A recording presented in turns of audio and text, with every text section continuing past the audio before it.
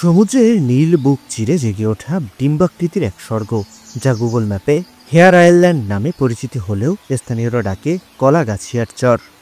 যদিও এই ভূখণ্ডে কলাগাছের অস্তিত্ব তেমন একটা নেই, তবুও প্রকৃতির হাতে আঁকা এই অপরূপ দ্বীপ যেন স্বপ্নের এক মায়াবী অধ্যায়। চারপাশে সোনালি বালির মখমল, ঢেউয়ের ছন্দময় গর্জন আর ঝাউগাছের ছায়াঘেরা শান্তি যেন মনের কোণে জমে থাকা ক্লান্তি মুছে দেয়।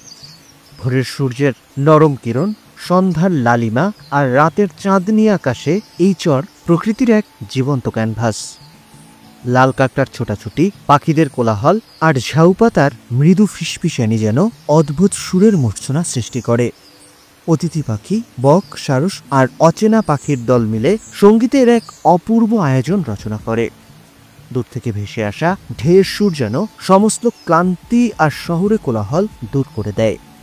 সন্ধ্যার স্নিগ্ধতায় তাঁবুতে বসে অনেকেই মেতে ওঠেন বারবিকিউ পার্টিতে। টর্চের ফিকে আলো আর সৌরবাতির মিষ্টি ঝলমলে ছোঁয়ায় এক অনাবিল মুগ্ধতার পরশে বন্ধুদের হাসি, রুটির গরম স্পর্শ আর প্রকৃতির বুকে জোনাকি আর ঝিঁঝি পোকার মৃদু সুরে সেই মুহূর্ত যেন হৃদয়ে গেঁথে থাকার মতো এক স্মৃতি হয়ে রয়ে যায়।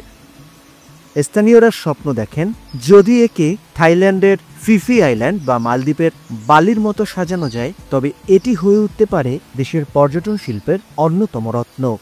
কিন্তু আপাতত প্রকৃতির এই অলঙ্কৃত স্বর্গ রয়ে গেছে এক লুকানো রত্নের মতো। তাহলে কবে আসছেন প্রকৃতির এই মায়াবী কোলে হারিয়ে যেতে?